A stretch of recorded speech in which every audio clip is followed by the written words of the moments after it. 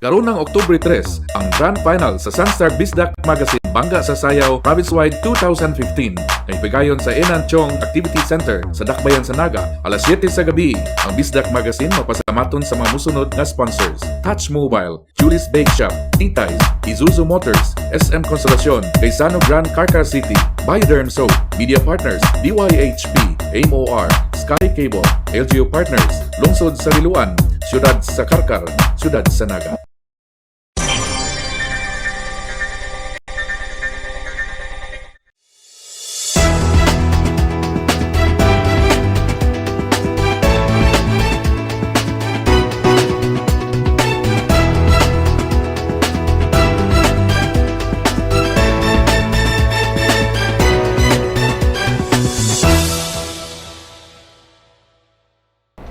Mayong adlaw, kini si Jason Doval ug kini ang Sun.Star Pilipinas.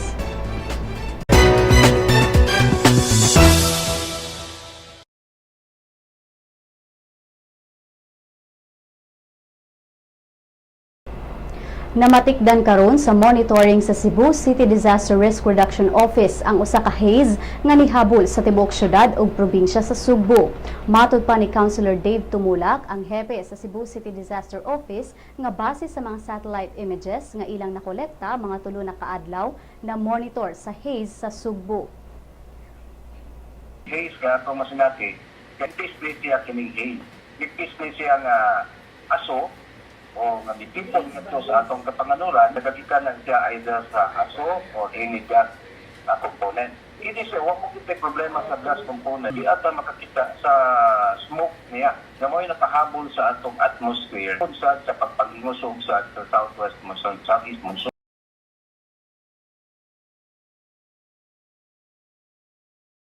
Ang Haze matud pa ni Tumulak gikan sa Sumatra sa Indonesia. Tungod niini bipahimangno si Tumulak nga mag-amping ang mga nag-drive og sakyanan hilabi na gayud katong mga hubakon. Tayo kinahanglan mag-amping sa pagmaneho sa sakyanan.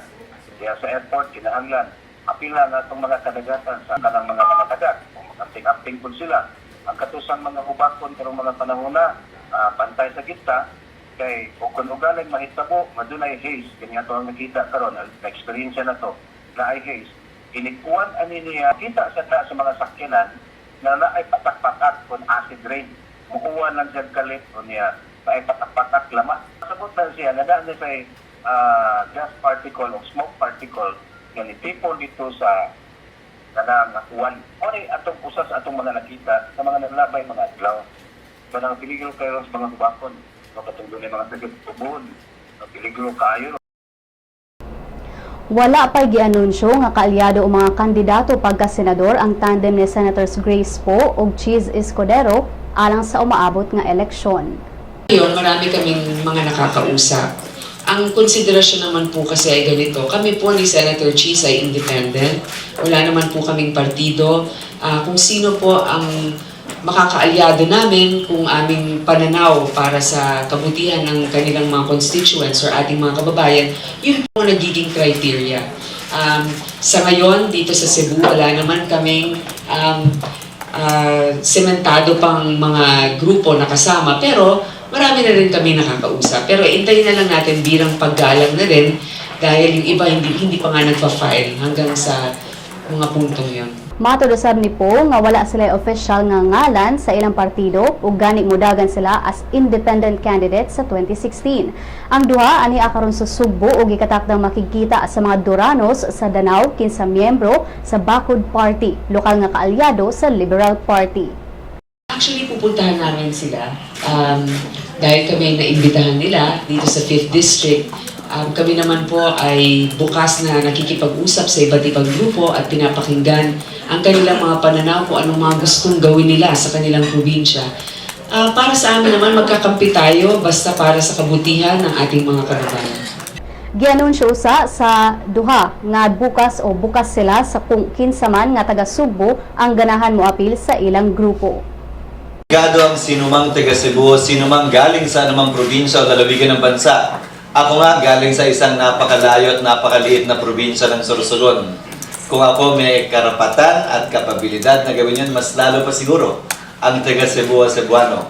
So wala namang pong limitasyon. kaugnay sa pagpili o pinipili. Depende na lamang po kung sabay at pareho ang aming pananaw, programa at plataforma. Alang sa dugang detalye, bisitaha ang www.sunstar.com.ph. Pagdaginot og tubig, mao kini ang hangyo sa Malacañang sa tibuok nasod, ilabi na sa mga residente sa Metro Manila ug dulang mga probinsya. Ang pagdaginot og tubig usa sa mga lakang nga gitanaw sa Malacañang sa pag-atubang sa nasod sa masinating grabeng El Nino sugod karong Oktubre hangtod sa unang bahin sa 2016. Atod ni Presidential Communications Operations Office Secretary Erminio Coloma Jr. nga angay magtinabangay ang katawhan sa pag-atubang sa umaabot nga kritikal nga sitwasyon sa panahon. Dugang ni Coloma nga tungod sa mga posibleng epekto sa El Nino, ang mga water interruption usa ka pamaagi nga ipatuman aron adunay saktong supply sa tubig hangtod moabot ang summer. Samtang sa bahin sa Philippine Atmospheric Geophysical and Astronomical Services Administration kun pag-asa, ang buhatan miingon nga posibleng ang El Nino ning tuiga usa sa pinakagrabing masinati sa nasod. Matod ni Anthony Lucero sa pag-asa nga sa posibleng karong Oktubre hangtod sa Disyembre ning tuiga mawala ang 60 hangtod 80% nga rainfall. Supak ang mga transport operator sa Sugbo sa planong pagpadagan og bus gikan sa syudad sa Talisay padung sa Mactan. Matod sa chairman sa Cebu Integrated Transport Service Cooperative nga si Benjamin Ryan Yu nga mopatay sa panginabuhian sa mga drivers ug operators sa Cebu ang pagsulod sa dagkong kumpanya gikan sa kauluhan. Usa ka Manila-based company ang mi-apply og prangkisa sa pagbiyahe og 77 ka mga bus gikan sa dakbayan sa Talisay padung sa Mactan Airport ug moagi sa SM Seaside City sa SRP.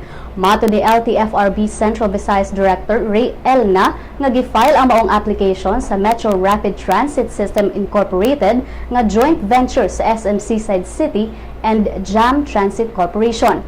Sa 17 ka mga bus, 22 niini ang mobiyahe gikan sa Talisay padung Mandawi unya moagi sa SM Seaside. Ang mga ruta o ang maong ruta moagi sab sa Cebu City Hall, SM City sa North Reclamation ug North Bus Terminal. Ana sa 40 pesos ang giplanuhang plete sa maong ruta. Samtang 11 ka mga bus ang mobiyahe lang gikan Talisay padulong sa SM Seaside ug aduna kini plete nga 20 pesos. Laing 8 ka mga bus ang mobiyahe gikan Talisay padung Mactan ug moagi sa Cebu City Hall ug North Bus Terminal.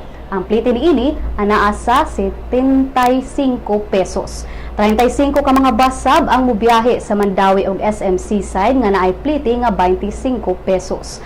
Ang presidente sa Cebu South Minibus Operators Association, Julie Flores, mi padayag sab sa ilang pagbatok sa mga bag-ong ruta ug miingon nga mopahigayon sila og protesta.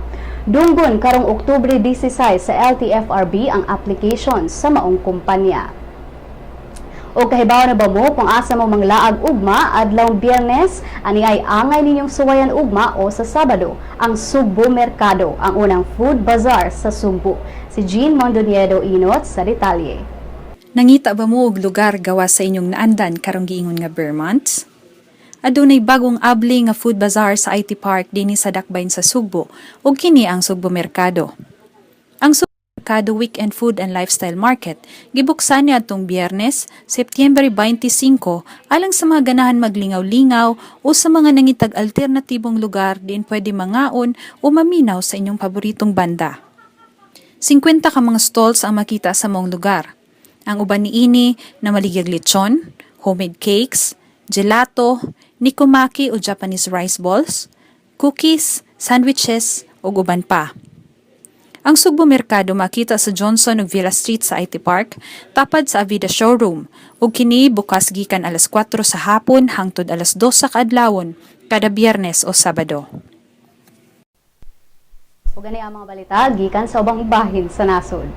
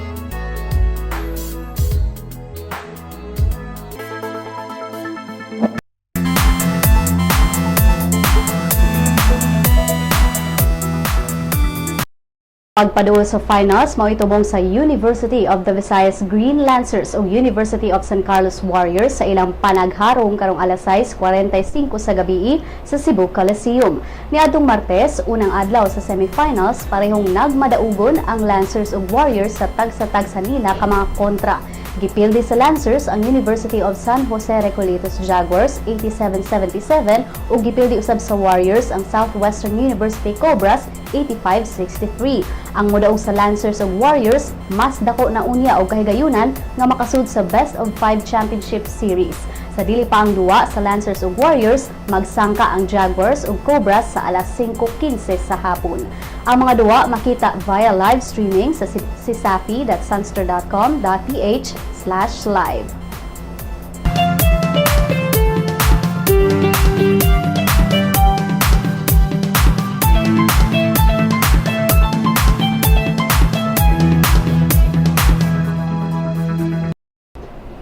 Actor John Arcilla emosyonal sa mga nadawat nga reaksyon tali sa salidang Heneral Luna. Ang detalye sa Showbiz Chika ni Crystal Clemente. Heneral Luna actor nga si John Arcilla ni padayag nga overwhelmed siya sa mga positibong reaksyon tali sa iyang performance sa titular role sa maong salida.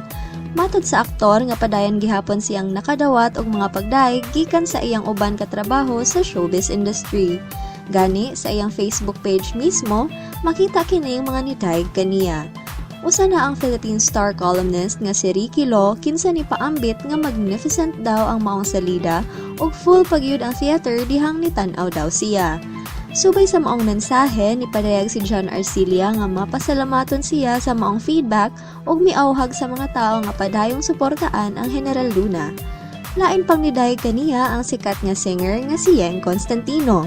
Sa Facebook page gihapon ni John, gi-share niya ang video ni Yeng. Sa video ni padayag ang singer nga bag-o lang niya nahuman og tan-aw sa salida ug sige daw siya og hilak tungod sa sobrang kanindot tiini. Giawhag pud niya ang mga kabatan-unan nga motan-aw sa salida kay aduna kini maayong tumong. Mata ni John Arcilla nga jam daw ang video ni Yeng ug nagpasalamat kini sa singer. Gawa sa Showbiz, ang Facebook page sa aktor na puno gihapon og mga pagdaig sa lain-lain pang tao sa mga amigo, kapamilya ug fans. Si John Arcilla nagkanayon nga angay pasalamatan sa mga nitan-aw sa salida ilang mga kaugalingon kay pinaagi niini makita nila ang kasamtangang kondisyon sa nasod. Crystal Clemente alang sa Showbiz Chika. Alang sa uban pang Showbiz Chika, bisitaha ang celebrity.sunstar.com.ph. I-follow po sa Twitter at Sun.Star Showbiz. Sa Lotto results, walay nakadaog sa mga premyo sa 655 Grand Lotto o 645 Mega Lotto sa mga bula kagabi. Bulahon unya ang 649 Super Lotto o 642 Lotto. Ania ang balor sa dolyar gikan sa Bangko Sentral ng Pilipinas.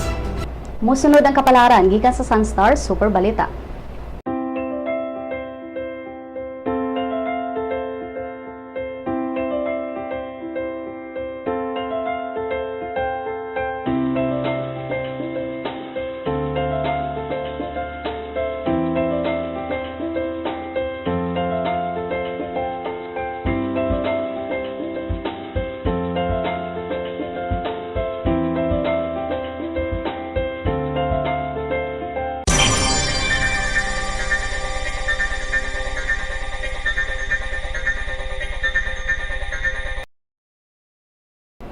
Huwag din yung natapos ang atong mga balita karong adlawa.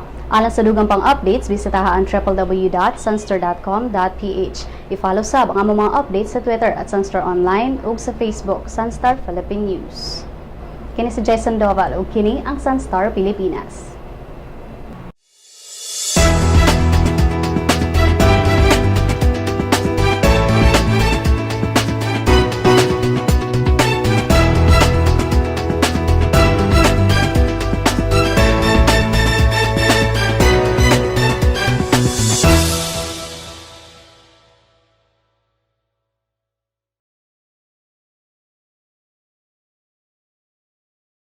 Welcome to the newest member of the Sun.Star family, My Sun.Star, a mobile application that allows you to remove all the online clutter and focus on what you want, what you need.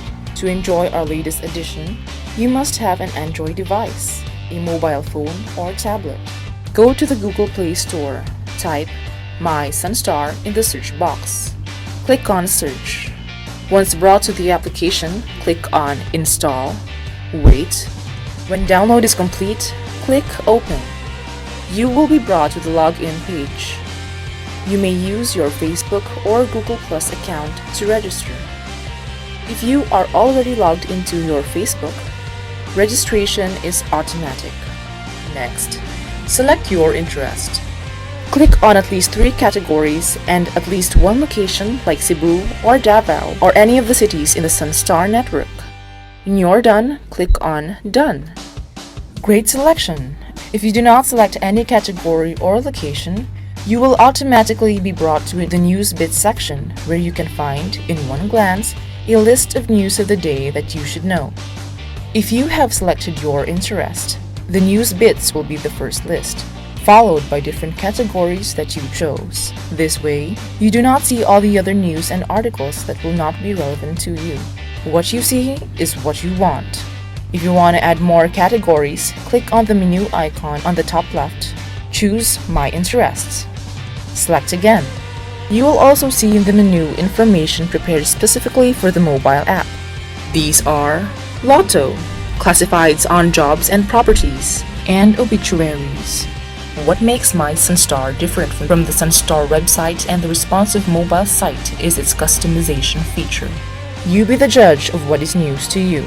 This app will also be available soon on the Apple Store, so those with iPhones and iPads can enjoy My Sun.Star.